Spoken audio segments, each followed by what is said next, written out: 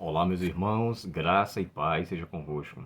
Hoje, a lição de quinta-feira, 13 de julho, traz como título Jesus, todas as coisas e sua igreja. O primeiro foco é Cristo. O que foi que Cristo, de fato, concedeu à sua igreja para que ela fosse considerada como vitoriosa em meio às dificuldades que ela iria passar? O autor da lição aqui, ele deu uma atribuição de uma igreja que ora, mas de forma especial, contextualizando o texto da carta aos Efésios, capítulo 1 e o verso 22 e 23, a vitória é concedida de forma específica através daquilo que Cristo realizou. E no capítulo 1 e o verso 22 e o verso 23, o texto nos diz assim: Deus submeteu todas as coisas à autoridade de Cristo e os fez cabeça de tudo para o bem da igreja. E a igreja é o seu corpo. Ela é preenchida e completada por Cristo, que enche consigo mesmo todas as coisas em toda parte. Lembre-se que a gente leu nessa semana uma atribuição que, através da ressurreição de Cristo, ele concedeu poder ao seu povo, ele concedeu condições de ter uma vida regenerada. E agora nós encontramos a evidência de que a Igreja de Deus se tornará também beneficiada pelos méritos daquilo que ele realizou. Logo, nós só encontramos vitória através da submissão ou a sujeição a Cristo, tão somente. E aqui, o autor cita pelo menos 2 salmos. É interessante que esse Salmo 110 e o verso 1, ele é chamado de a pérola messiânica ou a pérola dos salmos, ou a pérola messiânica. É um salmo onde ele centraliza a obra messiânica de Cristo. De maneira tal que em sua ascensão, o texto começa dizendo assim: Disse o Senhor ao meu Senhor. Aquelas expressões Senhor e Senhor enfatiza a conversa de Deus o Pai com Deus o Filho, quando ele coloca ele à sua direita e os inimigos sob seus pés. Existia uma prática antiga de que um rei ou uma pessoa que estava vencendo o seu opositor, ele então pisava sobre sua cabeça, demonstrando então sinônimo de vitória, sinônimo de superioridade. E aqui, nesse texto de Salmos, e o verso, capítulo 110, é o verso que o autor da lição sugere aqui. Embora tenha outros textos também.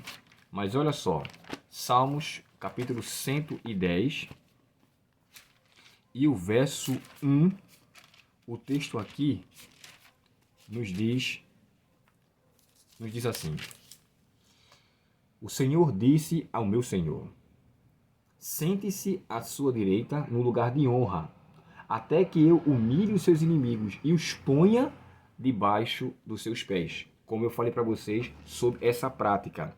E aqui, uma coisa que eu acho interessantíssima é o comentário que é feito sobre esse Salmo 110, que diz assim, ó: De acordo com a afirmação de Jesus, o diálogo ocorreu entre Deus o Pai e Deus o Filho. Cristo está sentado no lugar de alta honra do universo à destra de seu Pai. Cristo sendo o cabeça, irmãos, e o texto de Efésios fala que nós somos o corpo. E é interessante porque essa expressão corpo nos dá uma conotação de continuação. A vitória que Cristo concedeu-nos na cruz, a vitória que nos foi dada através de sua ascensão, ele concedeu à sua igreja para que continue a vencer. E aqui em Efésios capítulo 2 e o verso 16, olha que interessante.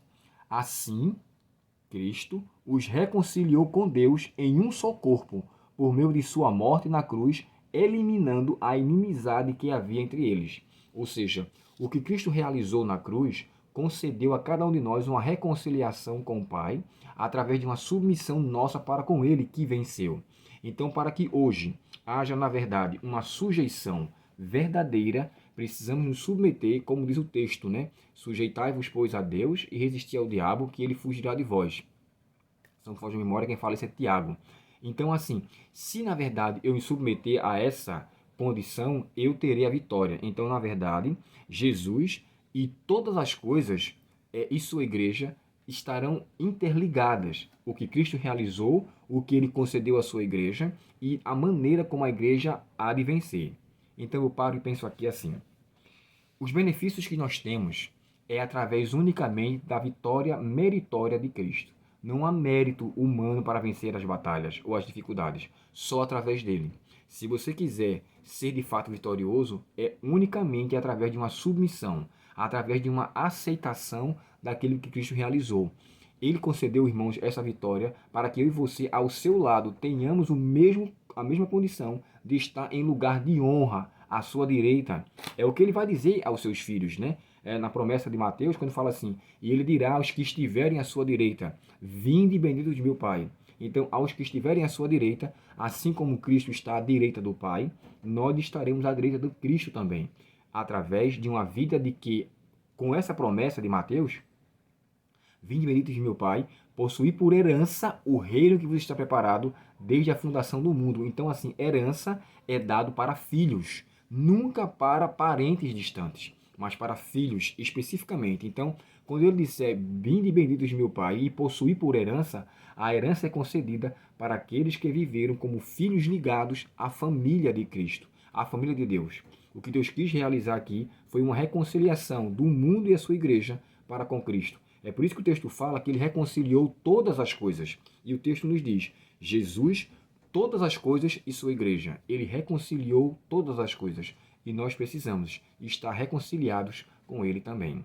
Que Deus, portanto, nos ajude e nos abençoe a vivermos nessa reconciliação e nessa ligação, a fim de que em Cristo sejamos verdadeiramente mais que vitoriosos. Oremos ao Senhor.